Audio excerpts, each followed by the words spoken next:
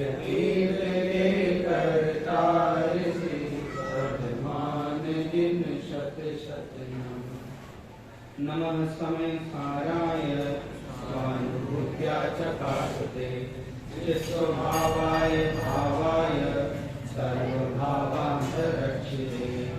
वन्दितु सर्वसिद्धे रोमचलमनोभवं गतिं वरते ओच्छामि समयपाहुर नमो सुधकेवली गणितम्। समय साथ ग्रंथाधिराज पर चर्चा कर रहे हैं। समय साथ का सामान्य परिचय प्राप्त करने के पश्चात कल चौथी गाथा में आचार्य देव ने जो चर्चा की है उसका हम सभी ने अध्ययन किया था। चौथी गाथा में आचार्य देव ने कहा कि इस जीव लोक ने, इस संसार में सभी जीवों ने अनादिकाल से विषय कषायों की चर्चा तो सुनी है, अनुभव किया है, परिचय प्राप्त किया है, परंतु आज तक इस जीव ने इस एकत्व भक्त भगवान आत्मा की चर्चा न तो सुनी है, न परिचय प्राप्त किया है, न ही अनुभव किया है। यही कारण है कि अभी तक ये संसार सागर में परिभ्रमण कर रहा है। इसलिए प्रयोजन भूत उपदेश देने की चर्चा इस ग्रंथ में आचार्य कुंद कह रहे हैं। कुंद आचार्य ने कहा कि इसमें कोई कहानी सुनाने वाले नहीं हूं कि कितने चक्रवर्ती हुए, कितने तीर्थंकर हुए, कुलकर कितने हुए, ये कहानियां सुनाने वाला ग्रंथ नहीं है। कर्मों के नाम गिनाने वाले ग्रंथ नहीं है। कर्म कितने होते हैं, उनकी प्रकृतियां कितनी होती हैं, उत्तर प्रकृति और मूल प्रकृति कितने होते हैं, ये सुनाना मेरा उद्देश्य नहीं है। किस कर्म के उदय से कैसी परिस्थिति होती है और सुमेरु पर्वत की ऊंचाई क्या है, ये सब बातें मैं सुनाने वाला इसमें नहीं हूँ। और न ही कोई आचरण संबंधी बात इसमें करने वाला हूँ कि अनुव्रत इस प्रकार के होते हैं, गुणव्रत इस प्रकार के होते हैं, शिक्षा व्रत इस प्रकार के होते हैं, महाव्रत इस प्रकार के होते हैं। इस प्रकार कोई बाह्य आचरण व्रतादि की चर्चा भी करने वाला नहीं हूँ। मैं तो वह बात करने जा रहा हूँ जिसे आज तक हमने नहीं सुनी।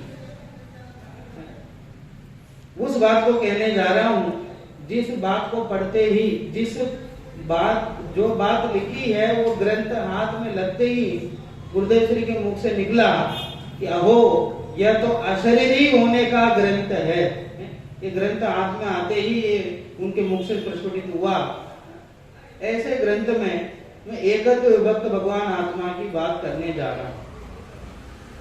शिष्य ने प्रश्न किया कि साहब जरूरी क्यों है, और भी तो कई बातें हैं। द्वादशांग है, द्वादशांग में बहुत सारा वर्णन आया है, जिनवानी में बहुत सारा वर्णन है, विभिन्न अंगों में अलग अलग वर्णन किया गया है। आप आत्मा की बात क्यों करने जा रहे हो, इससे क्या मिल जाएगा? कहते हैं कि साक्षात मोक्ष की प्राप्ति कराने वाली चर्चा है, शुद्धात्मा अनुभव की कराने वाली चर्चा है, प्रयोजन भूत चर्चा है। तोडरमल जी ने तो ऐसा लिखा है कि बाकी चर्चाओं को गौण करके केवल अध्यात्म की ही चर्चा करना, अध्यात्म की चर्चा को मुख्य रखना, द्रव्यानियों के कथन को मुख्य रखना। और यहां तक लिखा अगर किसी का बुरा होता हो तो भी द्रव्यानियों को प्रधान रखना। उदाहरण दिया, जैसे मेघ वर्षा होने पर बहुत से जीवों का भला होता है। जब बारिश होती है तो बहुत से जीवों का भला होता है, सबको अच्छा लगता है। जिनका कोई व्यापार नहीं है वे भी ये सोचते हैं कि चलो बारिश हो गई, मौसम अच्छा हो गया। तो जो व्यापारी लोग हैं वो भी खुश होते हैं और किसान है वो भी खुश होता है। परंतु दो लोगों को दिक्कत होती है। एक तो जो धोबी होता है वो कपड़ा धो के सुखाने डालता है, फिर बारिश होती तो उसको दिक्कत होती है। तो वो तो ये सोचता है कि बारिश ना होए तो अच्छा है, और बारिश होने के बाद गालियां देता है कि बारिश ने काम बिगाड़ दिया। और जो कुमार होता है और घड़ा बना के सुखाता है तो उसको भी परेशानी होती है।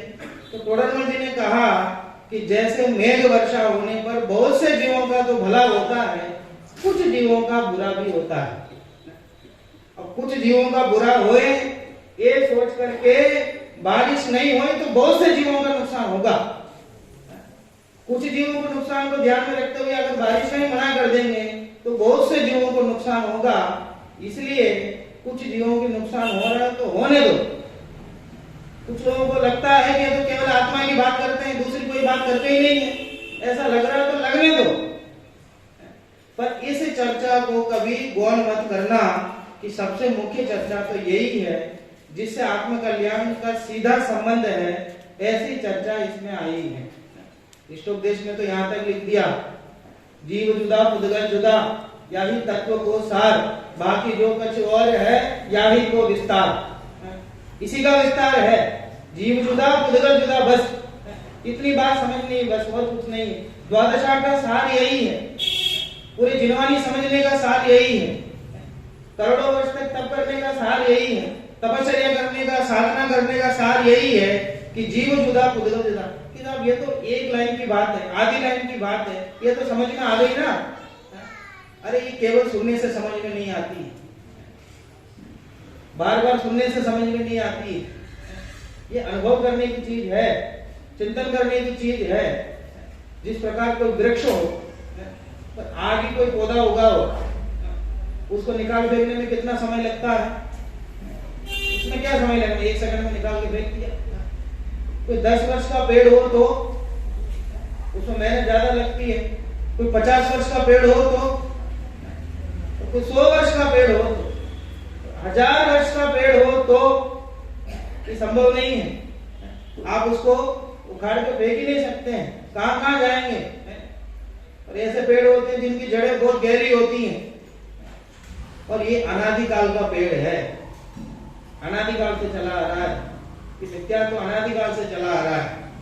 ये प्रतिदिन, प्रति समय, निरंतर, और एक भाव का काम नहीं है, एक समय का काम तो है ही नहीं, एक भाव का काम भी नहीं है। भाव लगाएंगे उसमें, जब तक इस बात का श्रद्धा होवे कि वेद विज्ञान होवे, इसकी भावना निरंतर भाते रहना चाहिए।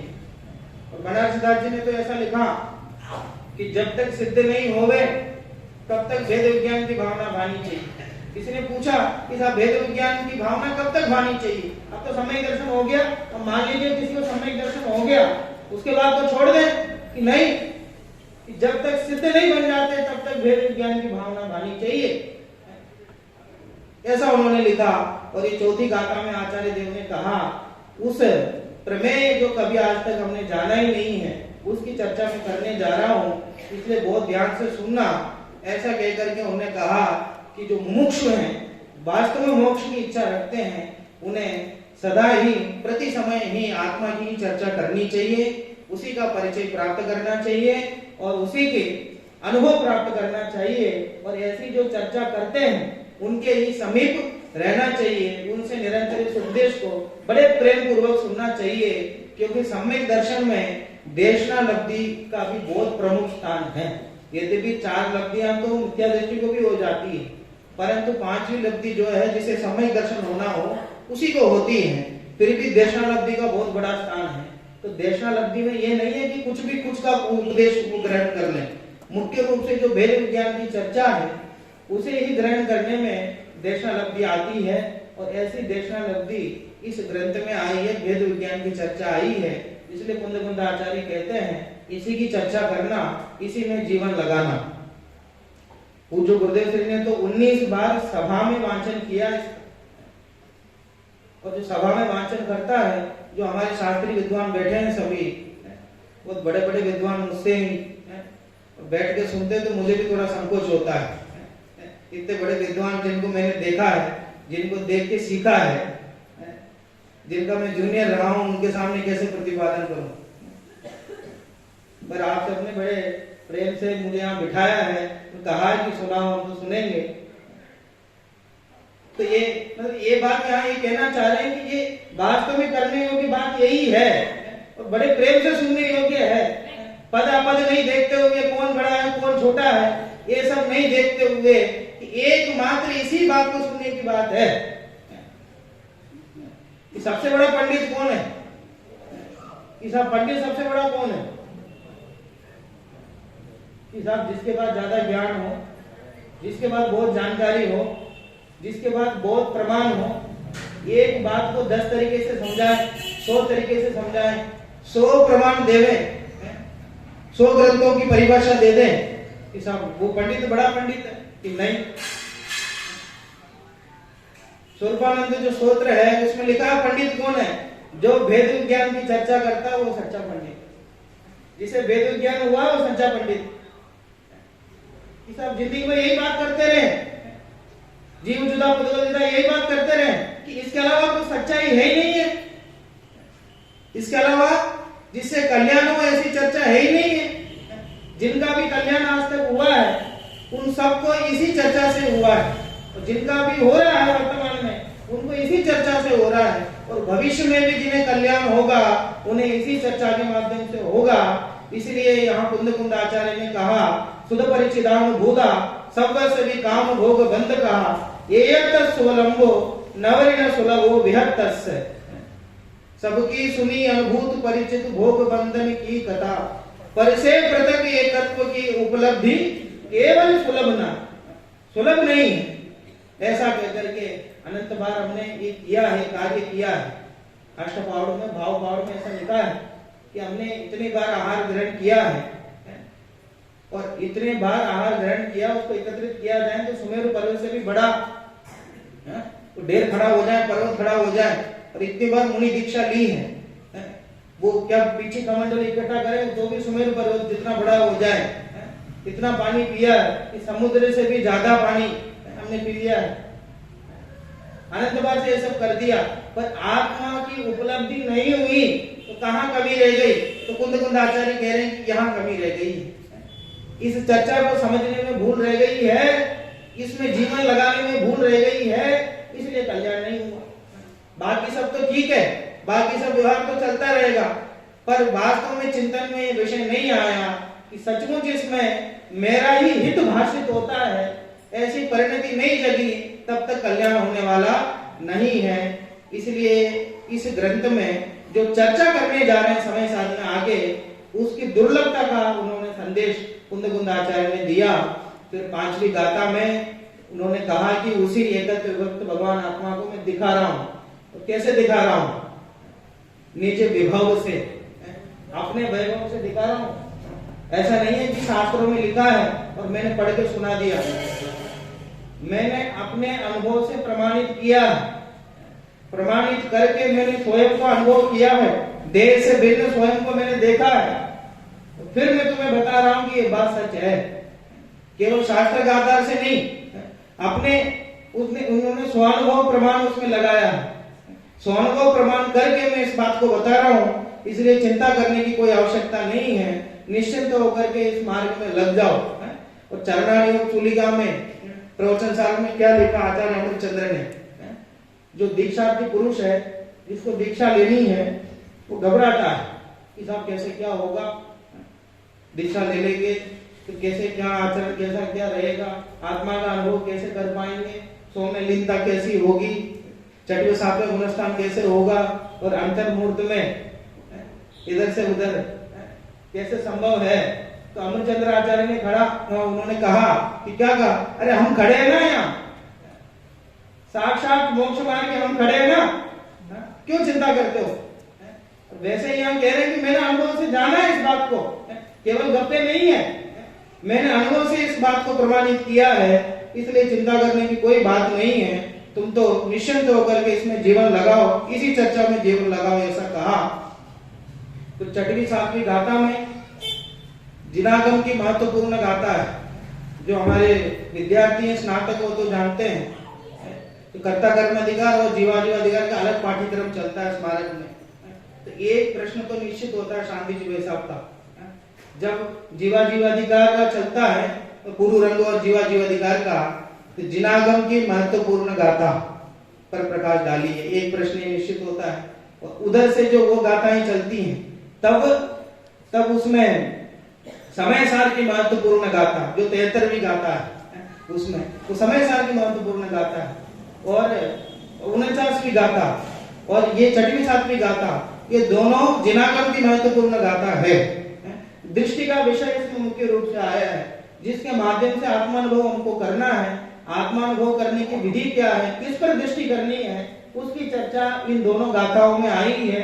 यद्यपि विषय बहुत बड़ा है, पर जो 14वीं गाथा है उसमें इन दोनों गाथाओं का विषय आया है, इसलिए 14वीं गाथा हम ले लेंगे। फिर ये 6वीं 7वीं गाथाओं के पश्चात 8वीं गाथा में उन्होंने कहा कि साहब ये व्यवहार से ऐसा उपदेश दिया जाता है, निश्चय से कुछ अलग ही होता है, तो व्यवहार का उपदेश देते ही क्यों, अकेले निश्चय का उपदेश दो। तो लोग इससे भ्रमित हो जाते हैं, व्यवहार का उपदेश सुनते हैं पर ग्रहण नहीं करना है, निश्चय का सुनना है उसको ग्रहण करना है, और व्यवहार से निश्चय तक पहुंचना है। तो जब व्यवहार का निरूपण किया और उसका निषेध ही करना था तो निरूपण किया ही क्यों, व्यवहार का उपदेश ही नहीं देते। तो उन्होंने कहा कि साहब ऐसा नहीं होता है, जहने की सक्त अनज्जो अनज्ज भाषम बिना दु गाहेदुम तह व्यवहार बिना परमत्वोपदेशनम असक्कम, कि व्यवहार के बिना परमार्थ का उपदेश देना संभव नहीं है। अनादिकाल से जीव ने आत्मा की बात कभी सुनी नहीं है, उसको आत्मा ही आत्मा ही आत्मा ऐसा कहते रहेंगे तो कभी उसको आत्मा समझ में आएगा नहीं। इसलिए व्यवहार का अवलंबन लेकर के उसे परमार्थ समझाना पड़ेगा। पर कोई व्यवहार में अटक जाए, कोई व्यवहार में अटक जाए, निश्चय तक नहीं पहुंचे, तो फिर वो जिनागम के निरूपण शैली को नहीं समझा। इसलिए व्यवहार का उपदेश जरूरी है, पर व्यवहार में अटकना उचित नहीं है, ऐसा कहा। फिर 9 और 10 नंबर की गाथाओं में श्रुत ज्ञान से श्रुत केवली की चर्चा उन्होंने की, द्वादशांग की, और 11वीं गाथा में भूतार्थ और अभूतार्थ की चर्चा उन्होंने की। व्यवहार और निश्चय में से भूतार्थ कौन है और अभूतार्थ कौन है। फिर 12वीं गाथा में कि भूतार्थ का आश्रय किसे लेना चाहिए और अभूतार्थ का आश्रय किसे लेना चाहिए, किसके लिए कार्यकारी है, इसकी चर्चा उन्होंने की। और तत्पश्चात एक बहुत सुंदर कलश आया, उभय नय विरोध ध्वंसनी सात पदांके जिन वचसी रमन्ते ये स्वयं वांत मोहा सपदि समय सारम ते परम ज्योति रुच्चय रण वमनय पक्ष अक्षुण्ण मीक्षांत एव। दोनों नयों में जो विरोध भाषित होता है, उस विरोध को ध्वंस करते हुए, उसको समझते हुए बराबर, ये सब व्यवहार का कथन है, यहाँ इस प्रकार का कथन किया जाता है, और निश्चय का कथन है, यहाँ इस प्रकार का किया जाता है। ना तो व्यवहार में आरूढ़ हो जाए, न केवल निश्चय में आरूढ़ हो जाए, दोनों नयों में स्थिर रहे, और स्थिर रहते हुए जो जिन वचनों में रमन करते हैं, पांडे राजमल जी ने बहुत अच्छा अर्थ किया उसका, जिन वचनों में रमन करते हैं माने अपने आत्म स्वभाव में रमन करते हैं, क्योंकि श्रुत ज्ञान के माध्यम से ही आत्मानुभव संभव है, शास्त्रों के माध्यम से ही आत्मा के स्वरूप को समझा जा सकता है। परोक्ष अनुभव का वो अलग विषय है। इसलिए यहाँ कहा दोनों नयों में जो विरोध प्रतिपादित होता है, उस विरोध को मिटाने वाला जो ज्ञानी है, उसी को समय सार की प्राप्ति होती है, ऐसा कहा। और एक बहुत सुंदर गाथा प्रस्तुत की गई, जय जिनमयम पवज्जा तामा व्यवहार निश्चये मुयम एकेन विना छिज्जय तित्तम अन्येन उन तच्चम। यदि जैन दर्शन को प्रवर्ताना चाहते हो तो दोनों नयों में से एक को भी मत छोड़ो, कि नहीं साहब हम तो निश्चय वाले हैं, कि नहीं साहब वो तो व्यवहार वाले, कोई निश्चय वाले व्यवहार वाले नहीं। निश्चय और व्यवहार तो कथन करने की शैली है, किसी व्यक्ति का नाम नहीं है, तो किसी संप्रदाय विशेष का नाम नहीं है। निश्चय में की चर्चा करने से निश्चय वाले नहीं हो जाते हैं, और केवल आचरण मात्र पर दृष्टि रहने से व्यवहार वाले नहीं हो जाते।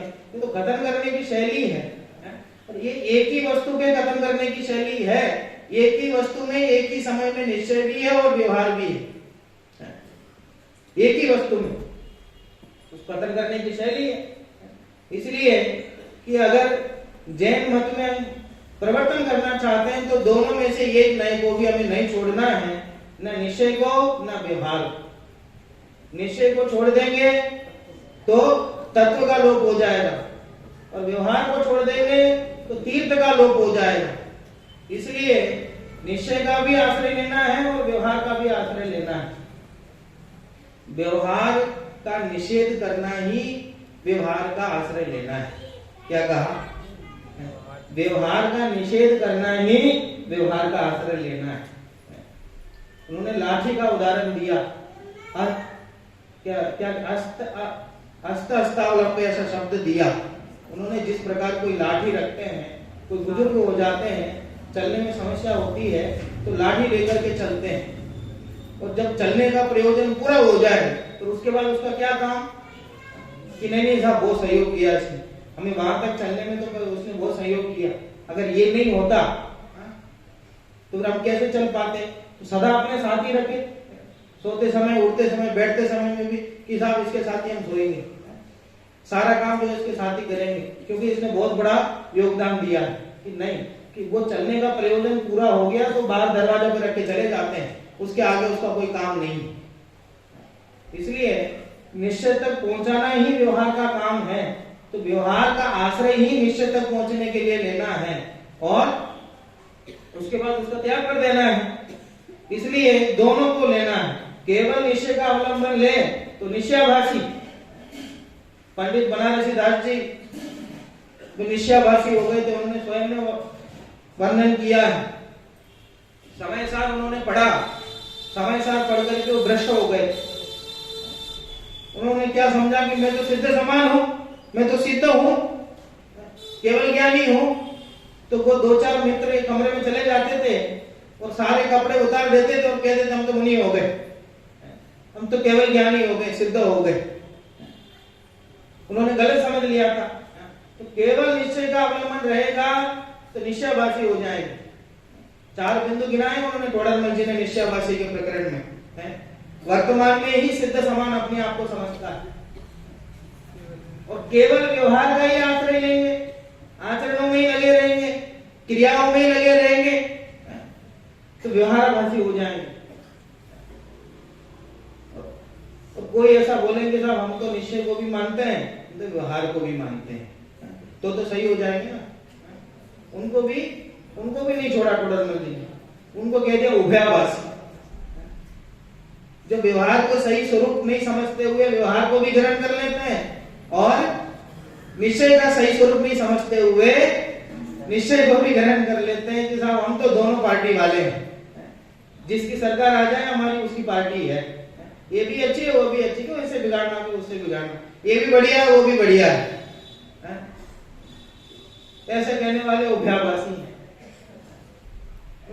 क्योंकि स्वरूप तो जानते नहीं है। उन्होंने कह दिया हम तो व्यवहार भी मानते हैं साहब, हम तो आचरण भी बहुत बढ़िया करते हैं अपना और आत्मा की बात भी सुनते हैं, इसलिए हम कैसे के हम क्या हुए दोनों नियम का अवलंबन करते हैं, ऐसा समझते हैं। अरे भैया निश्चय के बिना व्यवहार नहीं होता और निश्चय व्यवहार के अलग अलग नहीं है।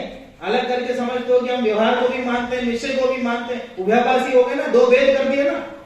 और निश्चय व्यवहार को खत्म करने की शैली का नाम है, वस्तु में भेद कहाँ। तो जो सही स्वरूप नहीं समझते हैं वो दोनों को रख लेना चाहते हैं, तोड़रमल जी ने उनकी अलग श्रेणी बना दी कि ये उभयाभासी। इसलिए नयों का स्वरूप समझना, कथन करने की पद्धति को समझना इतना आसान नहीं है। नए नहीं समझेंगे तो प्रतिमान योग भी समझ में नहीं आएगा। प्रतिमान योग में तो क्या दिक्कत है, प्रतिमान योग तो बहुत सामान्य है, इसमें क्या दिक्कत है। नहीं नए का ज्ञान नहीं है तो प्रतिमान योग भी समझ में नहीं आएगा। तोड़रमल जी ने बहुत अच्छे से समझाया 8वें अधिकार में प्रतिमान योग के कथन करने की पद्धति। तथा ग्वाले ने मुनिराज को अग्नि से तपाया। एक ग्वाला था तो वो सुबह जा रहा था दूध लेकर के सबके यहाँ बांटने के लिए। दिसंबर जनवरी के महीने में बहुत ठंड थी, इतनी ठंड थी कि हाड़ कांप जाए। तो साइकिल में दूध लेके जा रहा था, दूर से देखा वहां जंगल तरफ गया जब एक मुनिराज बैठे थे। मुनिराज को देख के कर्मा आ गई मन में, हम तो सुबह सुबह से उठते हैं, दूध दोते हैं, देखते हैं कितनी ठंड हमें लगती है कि पानी जम जाता है, दूध जम जाता है, इतनी ठंड है। तो मुनिराज बेचारे वहां बैठ करके कैसे तप कर रहे, उनके चित्त में करुणा आई। तो उसने क्या किया, अग्नि जलाया। वहां पे जहां मुनिराज बैठे थे उनके सामने अग्नि जलाया, अग्नि जला करके उनको तपाया, बड़ी भक्ति की बैठ करके वहां। अरे मुनिराजों का स्वरूप तो अद्भुत है, अद्भुत। ऐसा कह करके अग्नि से तपाया और तपा करके उनकी भक्ति करके वहां से चला गया। अब ये घटना हुई। अब जो ग्वाला ने जो किया वो सही किया कि गलत किया? है? सही किया कि गलत किया था? बोलो।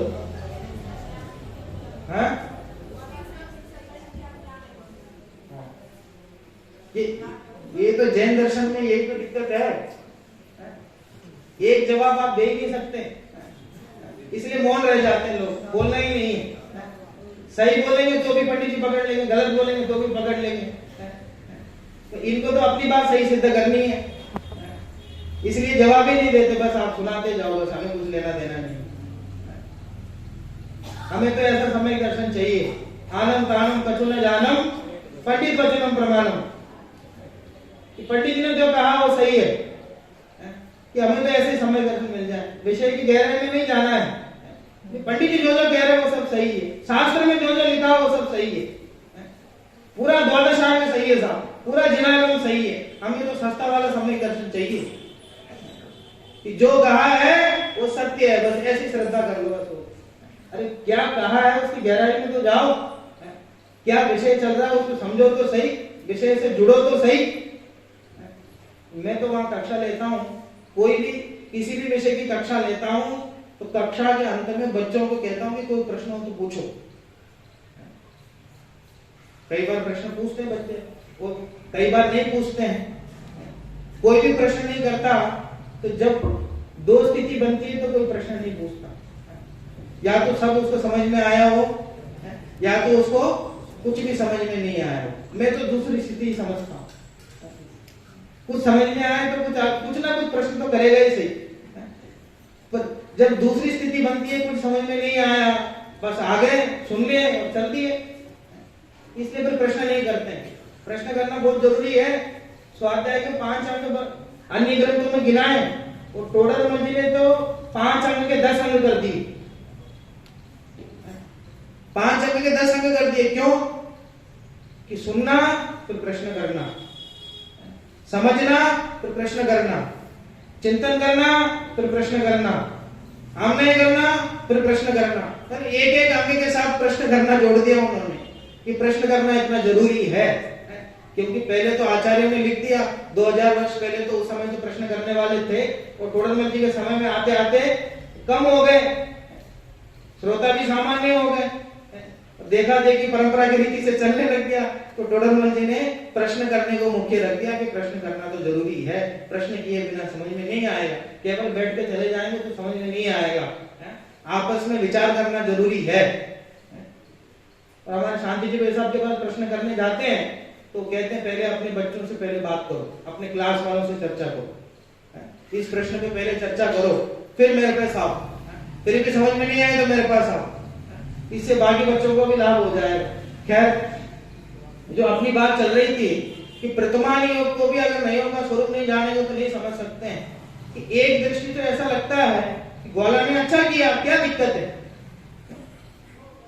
अच्छा काम किया और उसकी प्रशंसा भी की है, वात्सल्य आने की प्रधानता से उसकी करुणा आई ना, मतलब धार्मिक व्यक्ति के प्रति, देखो कितना अच्छा धर्म का काम कर रहे हैं, उनको ठंड लग रही होगी, ऐसा कह करके उनकी प्रशंसा की। चलो वात्सल्य आगे की प्रधानता से उसकी उन्होंने प्रशंसा कर दी।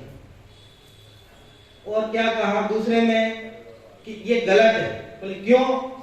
कि कोई उपसर्ग दूर करना तो समझ में आता है, ये तो परिचय है, शीत परिचय है, और शीत परिचय तो सहते हैं, वो सहने के लिए घर से बाहर गए हैं, ये सब ठंडी गर्मी सह करके ही आत्म स्वभाव में लीन रहने के लिए, संभाव धारण करने के लिए गए हैं। कल क्षमा स्वभाव की बात हुई थी ना, पृथ्वी के समान सहन करते हैं, संभाव धारण करते हैं। तो उनको जाकर के तुमने अग्नि से तपाया, तो शीत परिचय सहने का जो उनका तप है उससे उन्हें खंडित कर दिया, एक तरह से उपसर्ग कर दिया, एक तरह से उनपे धर्म के नाम पे उपसर्ग कर दिया। इसलिए ये उचित नहीं है। धर्म बुद्धि से उसकी प्रशंसा की है, धर्म बुद्धि से तुमने किया तो अच्छा है, प्रतिमानियों की प्रशंसा की है, परंतु नीचे टोडरमल जी का परंतु अन्य जीवों को इस छल से ये शिक्षा नहीं लेनी चाहिए, ऐसा नहीं करना चाहिए। नहीं तो कोई भी कहेगा वर्तमान योग में लिखा सब इसलिए हम कर रहे हैं। ऐसे विष्णु कुमार मुनि का उदाहरण उन्होंने दिया। तो सभी अनुयोगों को समझने के लिए नयों का ज्ञान जरूरी है, इसलिए यहाँ पे ऐसा लिखा। ये जो 4 नंबर का कलश है उसमें नयों को जो यथार्थ रूप से समझ करके, नयों की पद्धति को समझ करके जिन वचनों में रमन करते हैं वे वास्तव में मोक्ष मार्ग में अग्रसर होते हैं। दोनों नयों की शैली को समझना बहुत जरूरी है। अब इसके बाद हम आते हैं ये 14वीं गाथा जिस पर हमको चर्चा करनी है।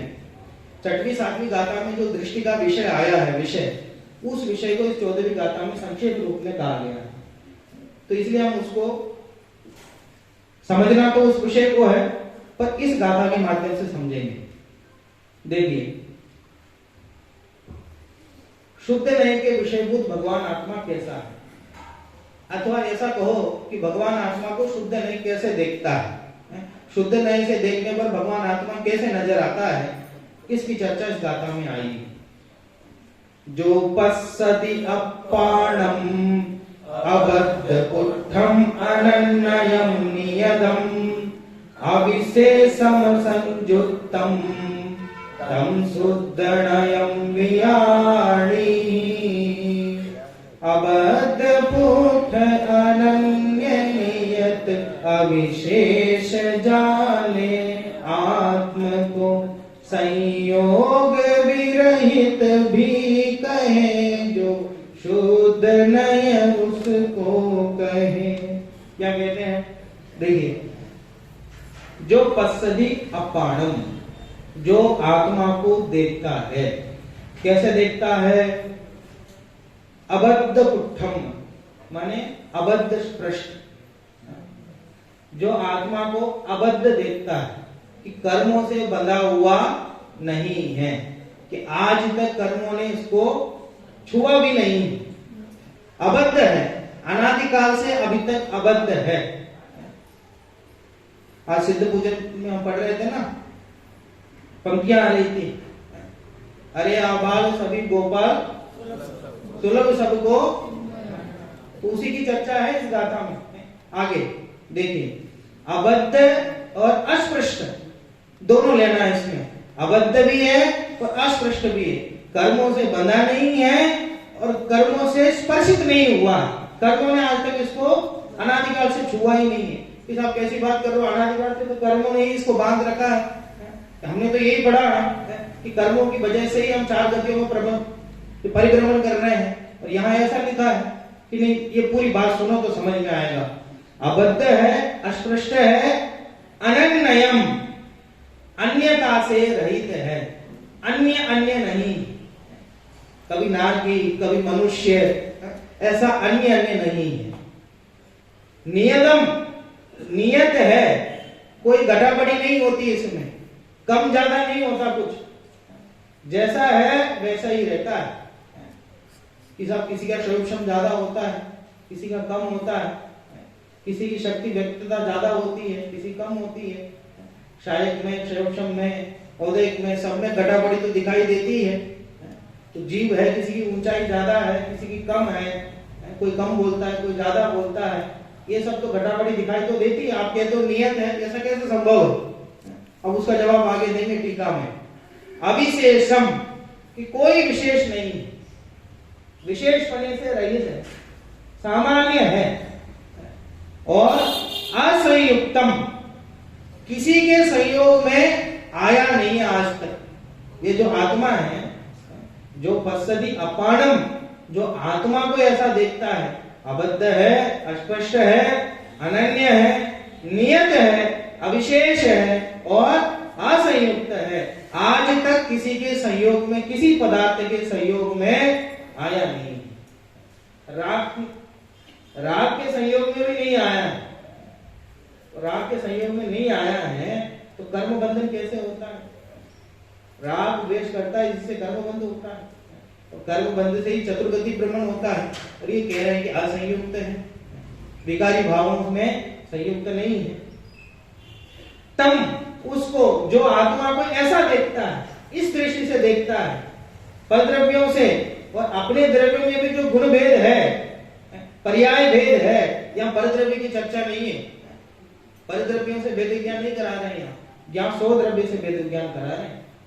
अपने द्रव्य में जो अपनी पर्याय है, अपने जो गुण भेद हैं, उससे भी जो भिन्न आत्मा का स्वभाव है, उसको जो देखें तम शुद्ध नयम वियाणी ही।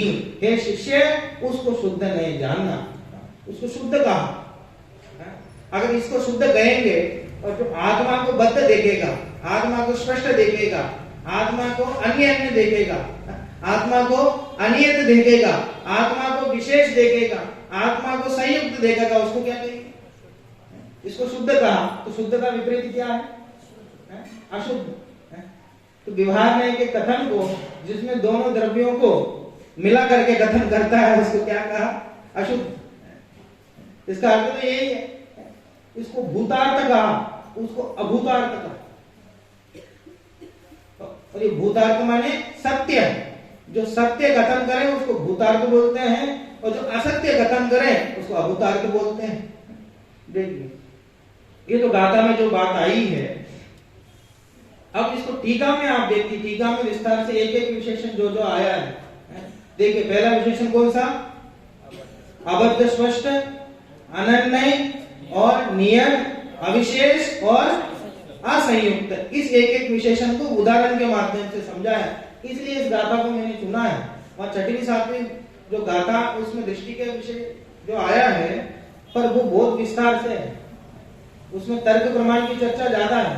तो इसमें उदाहरण के माध्यम से समझा एक एक विशेषण को, वो देखते हैं। शुरू में 4 पंक्तियां लिखी अमृतचंद्र आचार्य ने, उसको बाद में पढ़ेंगे लास्ट में। पहले इस 5 विशेषण को समझ लेते हैं, इसमें और व्यवहार न्याय के कथन में अंतर क्या है। देखिए, जिस प्रकार जल में डूबे हुए कमलिनी पत्र का जल से स्पर्शित पर्याय की ओर से अनुभव करने पर, देखने पर जल से स्पर्शित होना भूतार्थ है, सत्यार्थ है।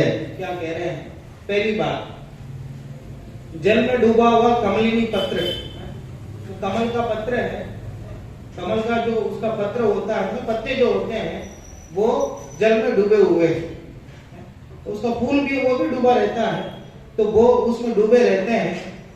अब वो जल में डूबा हुआ है, उसके संयोग की दृष्टि से देखें कि जल से स्पर्शित है, जल को छू रहा है, इस दृष्टि से देखेंगे तो जल से स्पर्शित होना भूतार्थ है, सत्य बात है। संयोग की दृष्टि से अगर देखते हैं तो वो जल के साथ में है, और जल ने उसको छू लिया बहुत अच्छे से। तथापि जल से किंचित मात्र भी स्पर्शित न होने योग्य कमलिनी पत्र के स्वभाव के समीप जाकर अनुभव करने पर जल से स्पर्शित होना अभूतार्थ है, असत्यार्थ है। वो कमलिनी पत्र है, आप उसको उठा के देखोगे ना, ऐसा लगेगा नहीं कि वो जल में था। अभी एक बूंद भी उसमें पानी नहीं रहता, उसका स्वभाव ऐसा कमलिनी पत्र का। जो कमल का पत्र रहता है, पूरे पानी में डुबो करके उसको बाहर आप उठाओगे तो बिल्कुल पानी में उसमें रहने के निशानी कुछ दिखेगा नहीं, आप ऐसा स्वभाव। तो आपने जल में डूबा हुआ है, इस दृष्टि से उसको देखा, तब तो ये समझ में आया कि हाँ जल में डूबा हुआ है, जल ने इसको छू लिया है। पर जब बाहर उठा के आपने देखा कि जल ने इसको छुआ ही नहीं है, जल के साथ रहने पर भी बाहर नहीं उठाना पत्र को। अभी पत्र जल में ही डूबा हुआ है, जल के संयोग की दृष्टि से देखोगे तो ऐसा लगेगा कि जल से जुड़ा हुआ है। उसी समय दूसरी दृष्टि से देखना है, क्योंकि उसका स्वभाव तो जल में रहने पर भी जल से जुड़ता नहीं है। उसी समय, उसी काल में, उसी समय एक दृष्टि से देखने पर उसके संयोग में दिखाई देता है, और दूसरी दृष्टि से देखने पर ऐसा लगता है उसके संयोग में है ही नहीं। अब ये तो उदाहरण हुआ, इसी के माध्यम से जो अबद्ध स्पष्ट है उस विशेषण को समझा रहे हैं। इसी प्रकार अनादिकाल से बंधे हुए आत्मा का पुद्गल कर्मों से बंधने, स्पर्शित होने रूप अवस्था से अनुभव करने पर बद्ध स्पष्टता भूतार्थ है, सत्यार्थ है।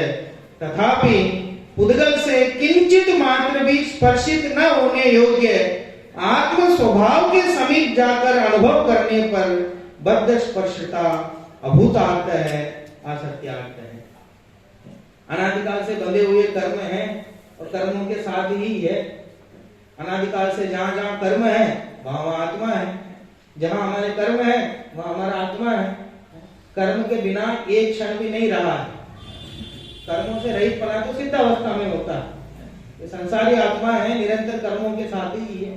और जहां जहां कर्म दिखाई देते हैं वहां आत्मा दिखाई देता है, आत्मा के साथ ही है। तो इस दृष्टि से देखने पर क्या नजर आता है? कर्मों ने इसको स्पर्शित कर लिया, कर्मों ने इसको जगड़ रखा है। परंतु किंचित तथापि पुद्गल से किंचित मात्र भी स्पर्शित न होने योग्य आत्म स्वभाव, कि आत्मा का स्वभाव कैसा है? वो कमलिनी पत्र का जैसा स्वभाव होता है, जल में रहते हुए भी जल से स्पर्शित नहीं होता, वैसे ही आत्मा का स्वभाव भी कैसा है कि कर्मों के साथ रह करके भी पुद्गलों से स्पर्शित नहीं होने योग्य उसका स्वभाव है। स्वभाव के समीप जाकर के देखने पर वो जो कर्मों के साथ जुड़ा हुआ है ऐसा कथन किया था, वह कथन अभूतार्थ है, असत्यार्थ है। देहादि में रहते हुए भी प्रभुता नहीं जाती, सब कर्मों में रहते हुए भी नहीं हीनता आती, उसमें हीनता नहीं आती है। कर्मों के साथ रहे, देहादि के साथ रहे तो भी प्रभुता नहीं जाती है। उसकी प्रभुता तो जैसे की तैसे वैसे बनी रहती है, क्योंकि उसका स्वभाव है, स्वभाव कभी छूटता नहीं है। कर्मों के साथ रहने पर भी उसका स्वभाव जो का त्यों वैसा ही है। इसलिए जो पहला कथन हमने किया था कि वह कर्मों के साथ कर्मों को स्पर्शित कर लिया है, वो कथन अभूतार्थ है, असत्यार्थ है। अब दूसरा विशेषण क्या था? अन्यत्व। अबद्ध स्पष्टम अनन्यम, माने अन्यत्व, उसको समझाया। देखिए, जिस प्रकार कुंडा, घड़ा, खप्पर आदि पर्यायों से मिट्टी का अनुभव करने पर अन्यत्व, वे अन्य अन्य हैं, जुदे जुदे हैं, यह बात भूतार्थ है, सत्यार्थ है। कि जिस प्रकार हमने देखा कि मिट्टी के जो बर्तन होते हैं, कोई तो घड़ा है, कोई क्या वो कुंडा है, कोई खप्पर है, कोई अलग अलग तरह के बर्तन बने हुए हैं, तो वो अलग अलग दिखाई पड़ते हैं और अलग अलग बोलते हैं इसका नाम क्या है, तो इसको घड़ा बोलते हैं, ये क्या, ये ग्लास है, ये थाली है, ये सब का नाम अलग अलग है, उसमें अलग अलग पना नजर आता है। तथापि सर्वथा अस्खलित सर्व पर्याय वेदों से किंचित मात्र भी वेद रूप न होने वाला एक मिट्टी के स्वभाव के समीप जाकर अनुभव करने पर अत्यंत अभूतार्थ है, असत्यार्थ है। कि साहब ये सारे बर्तनों में क्या है? मिट्टी है। ये सारे बर्तन किससे बने हुए हैं? मिट्टी से बने हुए हैं। तो मिट्टी के स्वभाव के समीप जाके देखें कि साहब ये ना 5 बर्तन रखे ना, इसमें से मिट्टी किस किस में बताओ। मिट्टी की अपेक्षा से भेद करो इन 5 बर्तनों में कि साहब मिट्टी की अपेक्षा इसकी ऊंचाई ज्यादा है, मिट्टी की अपेक्षा से इसको घड़ा बोलते हैं, मिट्टी की अपेक्षा से इसको थाली बोलते हैं। ऐसा कोई भेद उत्पन्न होता है क्या? ये मिट्टी की अपेक्षा से तो उसको केवल 5 ही जो बर्तन रखे हुए हैं उन सबको मिट्टी ही कहेंगे। स्वभाव के समीप जाके देखने पर मिट्टी का स्वभाव ही समझ में आता है। अब इस उदाहरण के माध्यम से वो जो अन्यत्व विशेषण है उसको समझाया। देखिए, उसी प्रकार नर नागादि पर्यायों से आत्मा का अनुभव करने पर अन्यत्व भूतार्थ है। नर नागादि पर्याय, कभी मनुष्य है, कभी नरक में है, कभी तिर्यंच में है, कभी स्वर्ग में है। जीव वही है, वही जीव कभी मनुष्य गति में दिखाई पड़ता है, कभी देवगति में दिखाई पड़ता है। देवगति में जब होगा, देवगति के शरीर सहित जो जीव है उसके बारे में पूछेंगे तो क्या कहेंगे? ये देव है। और मनुष्य गति में जो जीव है, मनुष्य शरीर सहित है, उसको देख के क्या कहेंगे? ये मनुष्य है। तो वो संयोग की दृष्टि से उसमें जो विविधपना दिखाई दे रहा है उसको देखते हुए कहेंगे तो उसका वैसा वर्णन करेंगे। और जैसे मिट्टी का स्वभाव हमने देखा था वैसे ही तथापि सर्वतः अस्खलित सर्व पर्याय भेदों से किंचित मात्र भेद रूप न होने वाले एक चैतन्य आकार आत्म स्वभाव के समीप जाकर अनुभव करने पर अन्यत्व अभूतार्थ है, असत्यार्थ है। कि एक चैतन्य चैतन्य चैतन्य, वहां भगवान महावीर का जीव और मारीची का जीव।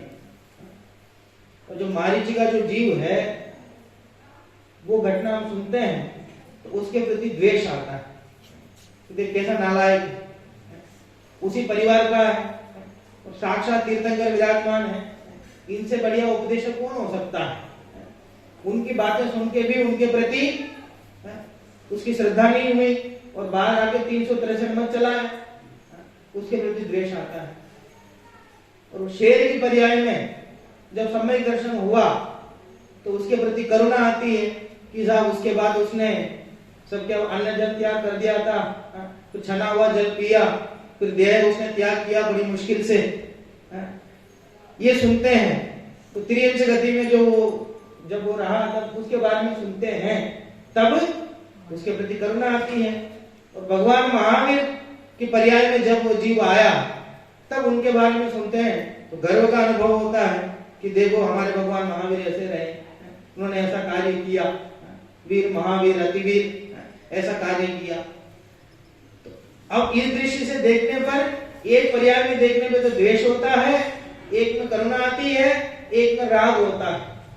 पर जैसे मिट्टी के स्वभाव के समीप जाके देखा, कि जीव के स्वभाव के समीप जाके देखा, तो वहां ना तो मारीची दिखता है, ना तो वो शेर दिखाई देता है, ना तो भगवान महावीर का जीव दिखाई देता है। राग द्वेष का कोई कारण ही नहीं। ये शुद्ध नय का काम है। द्रव्य रूप करी सर्व थिर, परिजय थिर है कौन। द्रव्य दृष्टि आपा लखो, परिजय नय करी कौन। द्रव्य दृष्टि से सब स्थिर है, किसी का कभी नाश नहीं होने वाला है। और पर्याय दृष्टि से कोई स्थिर नहीं है। दोनों बातें हैं। और एक ही वस्तु की बात है, उत्पाद वय द्रव्य लक्षणों, ये तीनों एक ही द्रव्य में है और प्रति समय है। उसी समय उत्पाद है, उसी समय व्यय है, उसी समय द्रव्य है, एक ही वस्तु में घटित हो रहे हैं।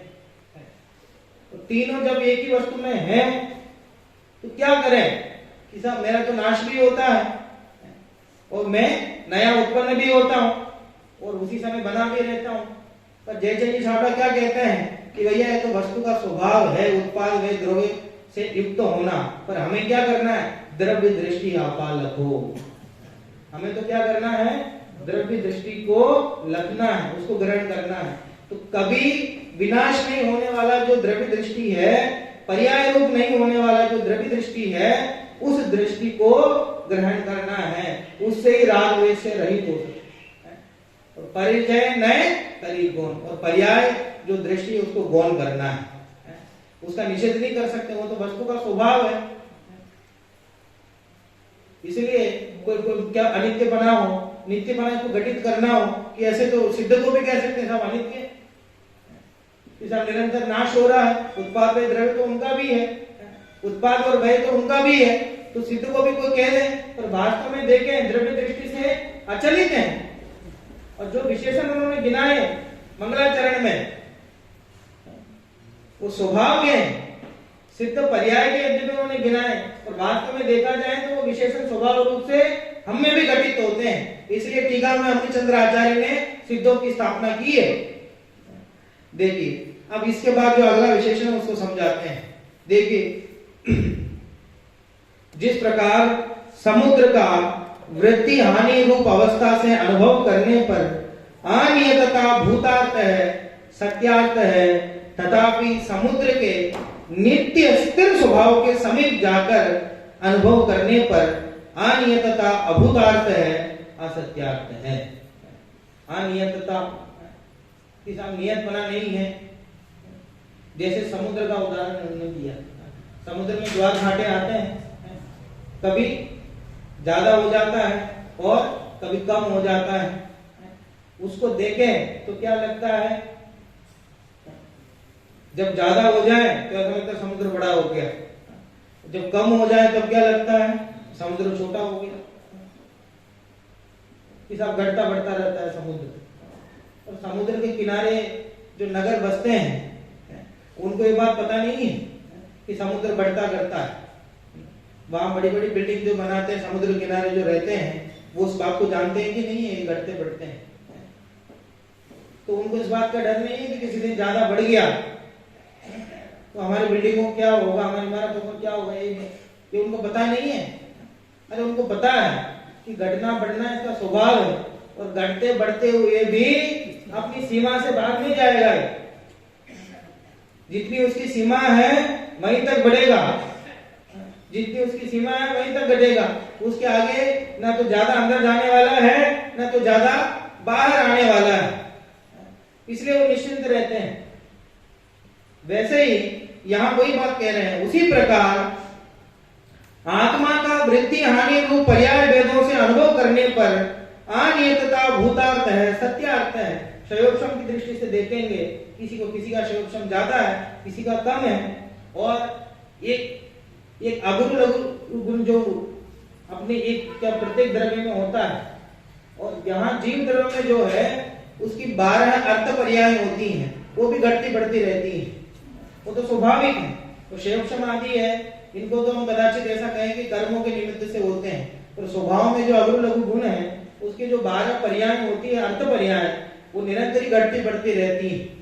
तो दोनों ऐसा होने पर, उनकी दृष्टि से देखने पर ऐसा लगता है कि आत्मा बढ़ गया और घट गया, तो वास्तव में अपने नियत स्वभाव को छोड़ने वाला वह नहीं है।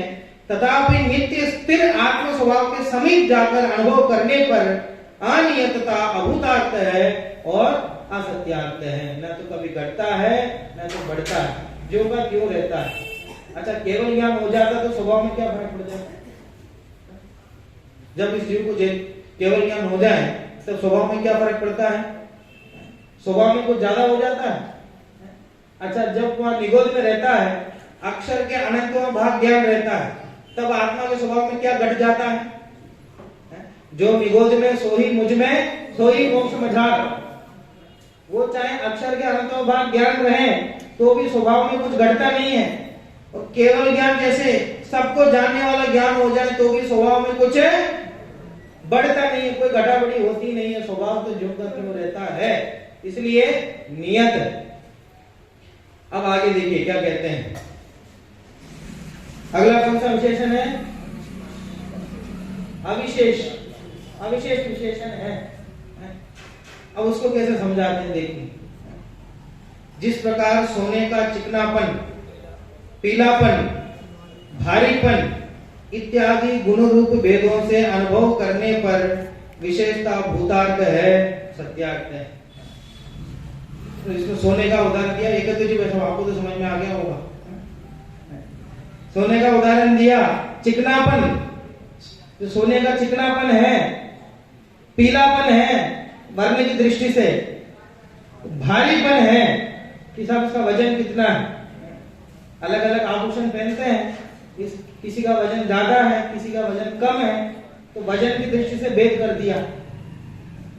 ये 10 तोले का है, ये 2 तोले का, 3 तोले का, ऐसा उसका अलग भेद कर दिया कि ज्यादा पीला है, कम पीला है, तो इसमें चिकनापन ज्यादा है, कम है। इस प्रकार उसके गुणों की दृष्टि से भेद कर दिया।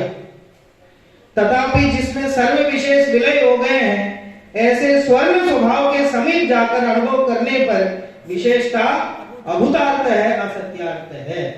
कि भैया ज्यादा पीला वाला सोना देना, तब तो वो सोचेंगे उसमें कि सोने, उसमें सोना देना बस, ऐसा कहोगे तो फिर तब कोई नहीं कहेंगे सब अंगूठी देना है कि ये देना वो देना है। वो सब उसकी जो पर्याय है और गुण है वो सब उसमें सम्मिलित हो जाते हैं। एक सोने के स्वभाव से, जैसे मिट्टी का स्वभाव हमने उसमें देखा था, वही उदाहरण इसमें सोने के माध्यम से उन्होंने दे दिया कि सोने के गुण है। वहां पर्याय के लिए दिया था, पर यहाँ गुण के लिए दे रहे हैं, गुण के लिए कह रहे हैं। उसका चिकनापन है, उसका पीलापन और भारीपन, उसके गुणों में जाकर के हम देखते हैं तो द्रव्य गौण हो जाता है। और जब गुणों, जो उसके गुण भेद है, उसको गौण करके द्रव्य की तरफ से जाते हैं कि वो उसमें कि सब वो चिकना क्या है, स्वर्ण है, वो पीला क्या है, स्वर्ण है, वो भारीपन किसका है, स्वर्ण का है। वो तीनों में स्वर्णपना व्याप रहा है। इसलिए मूल स्वभाव में गुण भेद नहीं है। इसी प्रकार आत्मा का ज्ञान, दर्शन आदि गुण रूप भेदों से अनुभव करने पर विशेषता भूतार्थ है, सत्यार्थ है। तथापि जिसमें सर्व विशेष विलय हो गए हैं, ऐसे आत्म स्वभाव के समीप जाकर अनुभव करने पर विशेषता अभूतार्थ है, असत्यार्थ है। ये पूरी 7वीं गाथा का पूरा विषय है। ये व्यवहारेण वदिष्यति जीवस्य चरित्र नाम दर्शनम, कि व्यवहार से कहा जाता है कि जीव में दर्शन है, ज्ञान है और चरित्र है। दर्शन गुण है, चारित्र गुण है, ज्ञान गुण है, ऐसा व्यवहार से कहा जाता है कि निश्चय से देखने पर न चारित्र है, न ज्ञान है, न उसमें दर्शन है, कोई गुण नहीं है।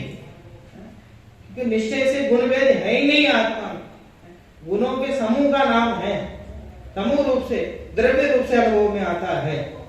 अभी अंतिम विशेषण जो था असंयुक्त, उसको समझा रहे हैं। देखिए, जिस प्रकार अग्नि जिसका निमित्त है, ऐसी उष्णता के साथ संयुक्तता रूप तप्तता रूप अवस्था से जल का अनुभव करने पर जल की उष्णता रूप संयुक्तता भूतार्थ है, सत्यार्थ है। कह रहे हैं कि अग्नि के निमित्त से, अग्नि के संयोग से जब जल गर्म हो गया ना, गर्म जल चाहिए, तो गर्मी उसमें कैसी आई? अग्नि के संयोग से है ना। तो जिस समय वो गर्म जल है, तो उसमें कोई हाथ लगा के देखे कि साहब जल देखना कैसा है, कि साहब गर्म है। अब वो जल गर्म है कि शीतल है? जो जल सामने ग्लास में रखा है, कि साहब ये तो हाथ लगने पे दिखाई दे रहा है, ये तो गर्म है,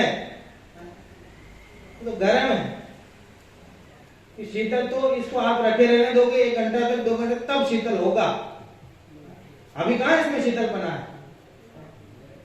अभी तो गर्म है साहब। तो आप अभी जो गर्म बना उसमें दिखाई दे रहा है, उसकी दृष्टि से देखोगे तो वो जल गर्म है। और वहीं एकांत शीतलता रूप जल स्वभाव के समीप जाकर अनुभव करने पर उष्णता के साथ जल की संयुक्तता अभूतार्थ है, असत्यार्थ है।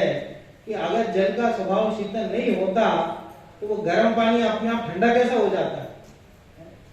उसी समय, जिस समय वो पानी गर्म था, उसमें शीतल स्वभाव विराजमान है। शीतल स्वभाव विराजमान नहीं होता तो गर्म भी कैसा होता है पानी? तो शीतल होता है उसी को तो गर्म करते हैं। हम भी ये जानते हैं कि अब बहुत गर्म है पानी, थोड़ा ठंडा होने दो उसको। और गर्म करने के लिए तो उसको अग्नि के संयोग में लाया जाता है। तो ठंडा करने के लिए क्या किया जाता है? कुछ नहीं करना, बस अपने आप ठंडा हो जाए। नित्य जो स्वभाव उसका है वो शीतल स्वभाव है। जिस समय गर्म है उस समय में भी ठंडक है। देखिए, उसको तो पागल कहेंगे लोग, अगर ग्लास में गर्म पानी रखा हो, उसको कोई कह दे कि पानी का स्वभाव कैसा है? शीतल है। उसको पागल कहेंगे, अरे भैया कोई पिएगा जल जाएगा, तुमने ऐसे कैसा जवाब दे दिया?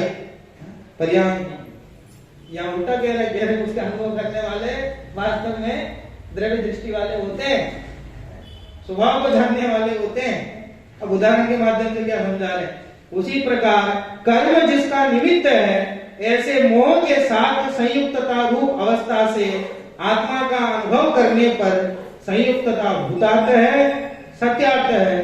तथापि जो स्वयं एकांत बोध रूप है, ज्ञान रूप है, ऐसे जीव स्वभाव के समीप जाकर अनुभव करने पर संयुक्तता अभूतार्थ है, असत्यार्थ है। कर्म के निमित्त से जीव में मोह हुआ, तो मोह की जो संयुक्त अवस्था है उस दृष्टि से हम देखते हैं, मोह आदि के निमित्त से, राग आदि के निमित्त से देखते हैं, तो ऐसा लगता है कि आत्मा मोही हो गया है, आत्मा रागी हो गया है। वास्तव में तो मोह का ज्ञान हुआ है, राग का ज्ञान हुआ है, पर आत्मा कभी मोही हुआ नहीं है, आत्मा कभी रागी नहीं हुआ है। एकांत रूप से जाननहार नव तत्वों में छुपी हुई जो ज्ञान ज्योति है, नव तत्वों में एक आत्मा आत्मा आत्मा आत्मा रूप जो आत्मा है, हर तत्व में जो आत्मा छुपा हुआ है, उस आत्मा को जो पहचान लेता है उसे सम्यक दृष्टि कहा है 11वीं गाथा में। 11वीं नहीं, इसमें 13वीं, इससे पहले की जो गाथा थी उसमें तत्वार्थ को जो जानते हैं भूतार्थ दृष्टि से, उसे सम्यक दृष्टि कहा। इसलिए विभिन्न संयोगों में जो एक आत्मपना व्याप रहा है उसको जो पहचानता है उसे सम्यक दृष्टि कहा है। तो 5 उदाहरणों के माध्यम से लगभग इसमें जो निश्चय दृष्टि के लिए जो उदाहरण दिया है, तर्क दिया है, वो सबका एक जैसा ही है। स्वभाव की दृष्टि से जाके देखेंगे उसमें ना तो बद्धपना है, ना तो स्पष्टपना है, और ना ही अन्यपना है, ना तो अनियतपना है, ना तो विशेषपना है, ना तो संयुक्तपना है। आत्मा तो अनादि से स्वभाव से शुद्ध है और शुद्ध है। जो शुद्ध स्वभाव का अनुभव करेगा वो शुद्ध होगा। जो स्वयं को भगवान देखेगा वही भगवान बनेगा। अभी वर्तमान में तो सब बहुत ऐसे कहते हैं कि सब जो कमरा गंदा है वो देखने वाले के ऊपर निर्भर है कि वो गंदा है कि अच्छा है। उसी कमरे को कोई अच्छा कहता है, कोई गंदा कहता है। बात समझ में आ रही है ना? क्या हमारे जैसे कोई अधिकारी हो, बच्चों को संभालने वाले हो, वो कमरे में जाते हैं तो कहते हैं कितनी गंदगी मचा रखी है तुमने, क्योंकि हमारी दृष्टि तो क्या होती है, उनकी कमी निकालना है। अध्यापक नामक जो प्राणी है उसका तो यही काम है कि बच्चों की गलती निकालो। और कोई दूसरे व्यक्ति साधन में जाए, अरे जिनवानी का अध्ययन कर रहे हैं, देखो ये बच्चे, इनके कमरे देखो कितने अच्छे हैं। कोई 5 साल में एक बार जाने वाला कोई साधन भी हो, अरे बहुत अच्छे, बहुत बढ़िया। ये तो देखने वाले के ऊपर निर्भर है। उसी समय उसी कमरा को कोई अच्छा कहता है, उसी समय कोई बुरा कहता है। उसी समय कि अभी वर्तमान में जो मोह से संयुक्त है, कर्म से संयुक्त है कि साहब थोड़ा अभी सही हो जाने दो, सही हो जाने दो। कई लोग ऐसा कहते हैं ना कि साहब अभी सब बीमारी चल रही है, अभी थोड़ा व्यापार अच्छा चल रहा है, सब अभी बाद में करेंगे, स्वाध्याय बाद में करेंगे, अभी संयोग बहुत है, संयोग बहुत है। तो संयोग तो कभी मिटने वाले तो है ही नहीं, संयोग तो चलते रहेंगे। संयोग के साथ ही अगर चक्रवर्ती ऐसा कहने लग जाए, हमारे तो एक दुकान है, हमारे तो एक परिवार है, हमारे तो 200 बच्चे हैं, एक विद्यालय है, हम ही बहाना बना के बैठ जाएं कि साहब तो काम चल रहा है, काम चल रहा है, और ऐसे चक्रवर्ती बहाना बना दें, उसके बाद तो 6 खंड है, तो कभी पूरे नहीं हो, उसकी जिम्मेदारी तो कभी पूरी नहीं हो। पर 6 खंड को संभालते हुए भी एकत्व विभक्त जो भगवान आत्मा है उससे भिन्न है, उसको जान लेता है। इसलिए क्या भरत जी घर में वैरागी, इतना कुछ संभालते हुए भी, इतने संयोगों में रहते हुए भी जो स्वयं को नहीं पहचानता, अपने स्वभाव को नहीं पहचानता, तो वह मिथ्या दृष्टि रह जाता है। और ज्ञानी वही है कि समस्त संयोगों में रहते हुए भी अपने आप को जल से भिन्न कमलवत जो समझता है और संयोगों को पर समझता है, संयोगों को पर्याय समझता है। उत्पाद व्यय होना तो उनका स्वभाव है, इसलिए उनसे दुखी होने की आवश्यकता नहीं है। बनारसी दास जी शमशान घाट से आ रहे थे, उनके मतलब जो 9 जो संतानें, 2 पत्नियां थी, सबके सब चले गए। जो अंतिम कुछ बच्चे थे वो चले गए थे, तो वो उनके अंतिम संस्कार करके आए थे। किसी ने पूछा क्यों, कहां से आ रहे हो? सब कुछ मेहमान आए थे, उनको विदा करके आ रहा हूँ। क्या कहा? कुछ मेहमान आए थे तो विदा करके आ रहा हूँ। वैसे ही इस आत्मा के पर्याय में अनेक मेहमान आएंगे, अनेक मेहमान जाएंगे, और ध्यान हमारा उस तरफ चला गया तो पर्याय दृष्टि हो जाएगी और राग देश का कारण मिल जाएगा। इसलिए पर्याय में चाहे जो कुछ भी हो, संयोग में चाहे जो कुछ भी हो, हमें तो द्रव्य दृष्टि ही रखनी है। आत्म स्वभाव जो अनादि काल से एक सा है और अनंत काल तक एक सा रहने वाला है, ऐसा मैं द्रव्य दृष्टि स्वरूप भगवान आत्मा हूँ, ऐसी दृष्टि करने पर ही सम्यक दर्शन है और उसी को दृष्टि का विषय कहा है। और हमारी दृष्टि भी ऐसे स्वभाव पर जाए और सम्यक दर्शन पूर्वक शीघ्र मोक्ष गति को प्राप्त करे, इसे मंगल कामना। पंडित जी स्वभाव को कैसा ले, जैसे ये 5 बिंदुओं में बताया वैसे ही स्वभाव के लिए तो एक ही तर्क दिया ना, वैसे पांचों बिंदुओं में ही उन्होंने एक ही स्वभाव कि स्वभाव के समीप जाके देखने पर सब में एक ही लाइन उन्होंने लिखा, स्वभाव के समीप, स्वभाव के समीप, स्वभाव को अवध स्पष्ट अनियत ये माने क्या? स्वभाव को, हाँ स्वभाव को माने, तो फिर कोई गीत खड़े हो जाएंगे ना? नहीं वैसा, मतलब वो स्वभाव के शब्द अलग अलग हैं, उसको भले ही उसको अनित्य कहें और अबुद्ध पुष्ट कहें, अविशेष कहें, शब्द अलग है पर वो उसका भाव एक ही है। सहिदानंदी शुद्ध स्वरूपी अविनाशी में सहजानंदी शोध स्वरूपी अभी